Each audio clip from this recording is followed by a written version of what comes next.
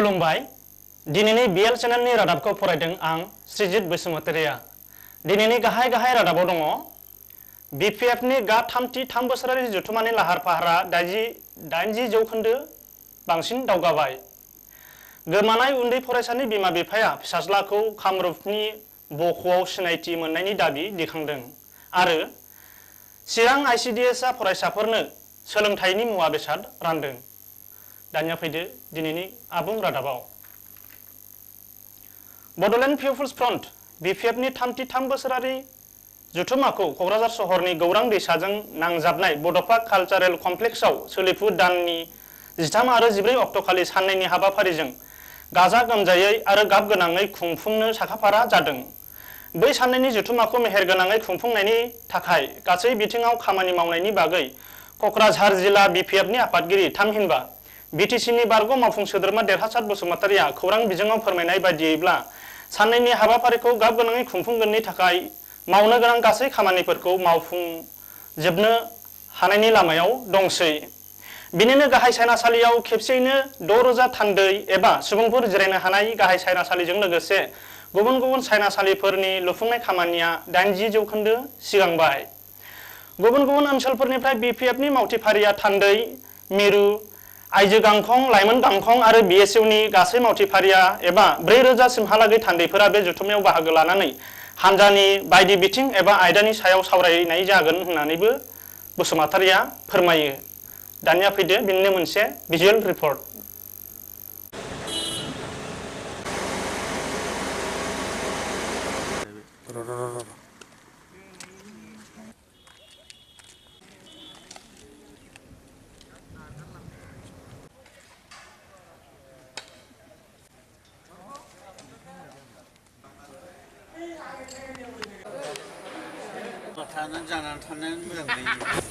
तेरो आरो 14 मे खालि जोंनि सेन्ट्रेल BPFनि कनफारेन्स जागोन बिनि थाखाय जिथुबादि प्रिपारेसना इतिमध्ये 80% कमप्लिट जोंनि डेलिगेटआ 4000 जागोन बेवहाय सेन्ट्रेल BPF पेरेन्ट बडि सेन्ट्रेल जोंनि वमेन विं बेनिफ्राय इयथ विं आरो BSU बे मोनब्रै कमिटिनि कनफारेन्स जागोन आरो बे कनफारेन्सनि जिथुनाखि जाबुथिय जगारपाति बे 80% कमप्लिट आरो बे सानब्रैनि गेजेराव माने गासिबो कमप्लिट जाजोबगोन बेवहाय सिटिं केपासिटिया 6000 सिटिं केपासिटी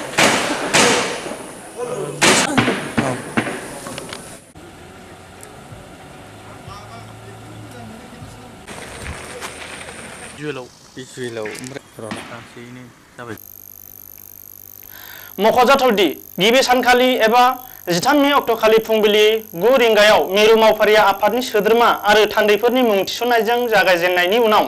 सानजौफु 12 रिंगायाव 55 मिरु मावफारिया आफादनि जोबथा जथुम जागोन लोगोसेनो बेलासि 1 रिंगानि थान्दै जथुमाव रायजो सभानि MP बिश्वजित दैमारिया बराय बिबुंथि लाखिगोन बेनि उनाव मोनानि 10 रिंगायाव BTCनि हारिमु बिफाननि मावफुं सोद्रोमा बनजार दैमारिया थाइखास्रि फारला मुंनि लांदां गानखौ बेखेवनानै होगोन बेनि अखानायै एबा 14 मे अक्ट'खालि फुंबिलि 8 रिंगायाव BTCनि खुंगिरि गाहाय थामहिनबा BPFनि आफादगिरि हाग्रामा महिलारिया BPFनि फिरफिलाखौ बिरहोनाय लोगोनो गुबुन जिल्ला मिरु लाइमोन आइजो गांखं BSU आरो जिल्ला आफादनि BPF आफादगिरिफोराबो फिरफिलाखौ बिरहोगोन लोगोसे 8:30 रिंगायाव आसामनि बारग' मन्थ्रि थामहिनबा BPFनि लेङाइ आफादगिरि चन्दन ब्रह्मआ मुंख्लंफोरनो बिबार बावजेननायनि उनाव फुंबिलि 9:30 रिंगायाव थान्दै जथुमनि गेजेरजों BPFनि मिरुनि मावफुं आफादजों लोगोसे लाइमोन आइजो गांखं बायदि मिरु आफादफोरनि गोजाम मावफुं आफादखौ सिफायनानै गोदान मावफुं आफाद दाफिननाय जागोन बेखायनो खुंनो लानाय साननैनि गाब गोनां हाबाफारियाव बाहागो लानानै जाफुंसार होनायाव मदद होनो थाखाय क'क्राझार जिल्ला BPFनि आफादगिरि थामहिनबा BTCनि बारग' मावफुं सोद्रोमा देरहासात बसुमतारी गाहाय नेहाथारि सिमसन मुसाहारि BPFनि आफादगिरि थामहिनबा BTCनि खुंगिरि गाहाय हाग्रामा महिलारि आरो गाहाय नेहाथारि थामहिनबा MLA इमानुएल मोसाहारिया बिपिएफनि जानानै खावलायहरदों। बिशाल दासनि बिमा बिफाया बिशालखौ थाबैनो गावनि न'आव नुजाफैफिनगोननि मिजिं लादों। जाय गथ'आ 2012 मायथाइयाव बिजनीनि बिमादैनि न'निफ्राय गोमादोंमोन। बिशाल गोमानायनि समनिफ्राय पुलिसनो एफआईआर होनायबो जादोंमोन। बिशालनि बिमा बिफाया गावसोरनि सुलुं मोननायखौ मिथिहोनाय बादिब्ला बिशालखौ कामरुप जिल्लानि बख'नि सिङाव थानाय सन्तलि गामियाव मालेखा खातुन मुंनि सासे रान्दिया दोनखोमादों आरो सैफुल मुं होखोमादों। बिशालनि बिमा बिफाया दाबि खालामनाय बादिब्ला 15 बोसोर बैसोनि बे गथ'आनो बिशाल। बेनि फोरमान मोननो थाखाय बिशालनि बिफा आरो बिनानावआ डीएनए टेस्टनि थाखाय गुवाहाटी हस्पिटालाव थांबाय। डीएनए टेस्टनि उनावनो बिशालनि थार बिजिरथिया सुस्रांजागोन होनना मिजिंथिदों।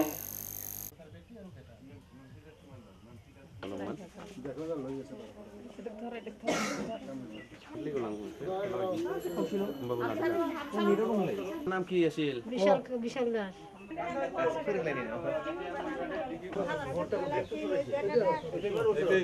2012 ধরা হয়েছে। পাটা শিলবাড়ি আছে, ফাটা শিলবাড়ি গুয়াহাটিতে।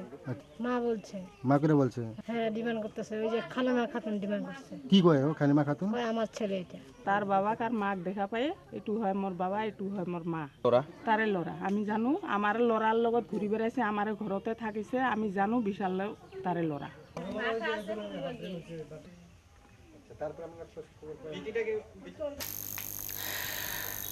सिडली चिरां आईसीडीएस नि सिङाव थानाय गासै 610 आईसीडीएस मिरुनि मावथिफारियाफोरनि गेजेरजों चिरां जिल्लानि सिङाव थानाय उन्दै गथ'साफोरनि एबा फरायग्लांनाय गथ'फोरनि थाखाय सुबुं अनसाय बिफाननिफ्राय हरनाय बायदि बायदि गेलेग्रा मुवाफोरखौ 9 मे खालि मावखुलिनि लांगोनायाव राननानै होयो। 610 मिरुनि गासै 64 आईसीडीएस मिरुनि मावथिफारियाफोरनो राननानै होनाय मुवाफोरनि गेजेराव दङ फारियै आसिगुर हाग्रा, लिड पेन्सिल हाग्रा, हुखुमोरग्रा, माहारि फिरफिला, प्लास्टिक स्केल, गामला, स्टिल बाल्थिं, दंफांनि मैदेर, फुटला, दंफांनि मटर, counting slate, free writing aids, puzzle toys, picture identification card, soft toy, plastic ring, threading pattern, buttoning strips बायदि बायदि। दिनै बिथांखिनि सफैनाय मुवाफोरखौ राननानै होनायाव बाहागो लाफैनाय आईसीडीएस मावथिफारियाफोरा खौरां बिजोङाव फोरमायनाय बादिब्ला बिथांखियारि मुवाफोरखौ दान 2-3नि उन मोनगासिनो थानायनि गेजेरजों बै मोननाय माखासे बायदि मुवाफोरजों फरायग्लांनाय गथ'फोरखौ फोरोंनाय, सावस्रियारि सांग्रांथि, गोसोआरि सांग्रांथि आरो बायदि गेलेनाय मुवाफोरनि गेजेरजों गथ'साफोरखौ फरायग्लांनाय 0निफ्राय 6 बोसोर बैसोनि उन्दैसाफोरखौ फोरोंथाय होबोनाय जादों आरो सुबुं अनसाय बिफाननिफ्राय मोननो हानाय बायदि बायदि मुवाफोरनि मददजों फोरोंथाय होनायाव उन्दैसाफोराबो सांग्रांथि जाबोदों होननानै फोरमायो। बेराफारसेथिं सिडली चिरां आईसीडीएस नि स्टैटिस्टिकल असिस्टेंट सानजौरां बरगयारिया फोरमायनाय बादिब्ला आईसीडीएस बिथांखिनि गेजेरजों जिल्लानि सिङाव थामहिनबा गुबुन गुबुन आईसीडीएस मिरुनि बेन्दोङाव थानाय उन्दै फरायग्लांनाय गथ'फोरखौ गुदि सावस्रि जोथोन, बिमानि सावस्रि आनजाद नायनाय आरो फरायग्लांनाय गथ'फोरखौ गुदि सोलोंथाय होनाय बायदिफोरखौ होबोगासिनो थानाय जादों। जायनि थाखाय आईसीडीएस मावथिफारियाफोरनि गेजेरजों साफ्रोमबो 0निफ्राय 6 बोसोर बैसोनि गथ'साफोरखौ आईसीडीएस बिथांखिनि मावथांखि बादियै माखासे खाबुफोरखौ होबोनायनि गेजेरजों गथ'सानि बिमा गथ'साफोराबो मुलाम्फा मोननो हादों। ओरैहाय सिडली चिरां आईसीडीएस नि सीडीपीओ सामेश्वर मोसाहारियाबो खौरां बिजोङाव फोरमायो जे सुबुं अनसाय बिफाननिफ्राय हरनाय बिथोन बायदियै समबादि गासै मावनो गोनां आईसीडीएस बिथांखिनि खामानिफोरखौ मावबोनाय जादों। लोगोसे सिडली चिरां आईसीडीएस नि जुगामि मावखुलि गैयैनि थाखाय मावखुलि लुफुंनो आर'जलाइ होनाय बायदियै बावैसो समनि गेजेरावनो मावखुलि न'खौ लुफुंनो हानाय बायदि बिथांखियारि मददखौ मोननो हासिगौ होननानैबो फोरमायना होयो।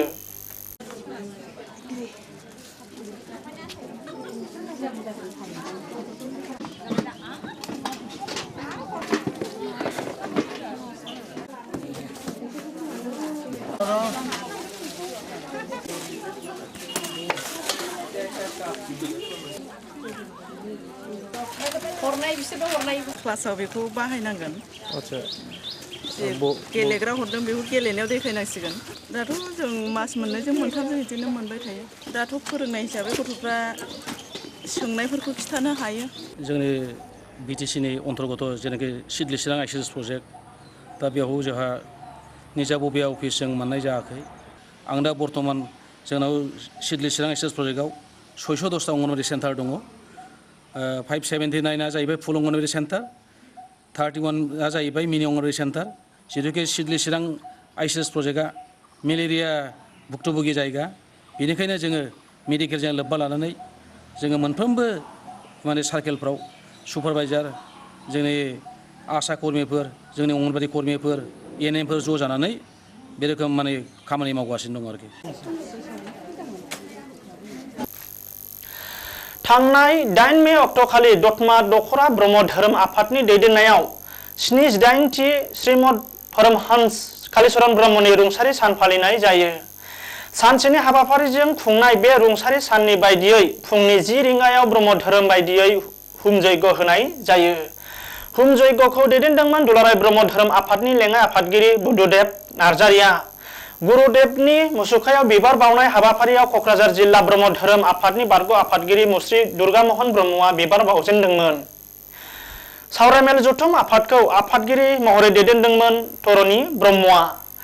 मेलनि बुंथिगिरि दतमा गुरुदेव कालीचरण एकाडेमिनि गोरायुं मानिक कुमार चन्द्र ब्रह्मआ गावनि बिबुंथियाव बुङो दि गुरुदेव कालीचरण ब्रह्मआ बर' माहारिनिल' गुरु नङा गासैबो सुबुं माहारिनो गुरु मानोना बिथाङा समाजखान्थि राजखान्थि रांखान्थि धोरोमारि बिथिङाव जेरैबो राफोद दैदेनगिरिमोन बेल' नङा गुरुदेवआ सुबुं समाजनि लामा दिन्थिगिरिबोमोन होननानै बिथाङा गावनि बिबुंथियाव बुङो रादाब जोबनायनि सिगां गाहाय रादाबखौ आरोबाव फरायथिबावदों बिपिएफनि गा 3 बोसोरारि जथुम्मानि लाहार फाहारा 80 जौखोन्दोनि बांसिन दावगाबाय गोमानाय उन्दै फरायसानि बिमा बिफाया फिसाज्लाखौ कामरुपनि बख'आव सिनायथि मोननायनि दाबि दिखांदों आरो चिरां आइसिडिएसआ फरायसाफोरनो सोलोंथाइनि मुवा बेसाद रानदों दिनैनि रादाबा एसेनोसै गोजोन्थों।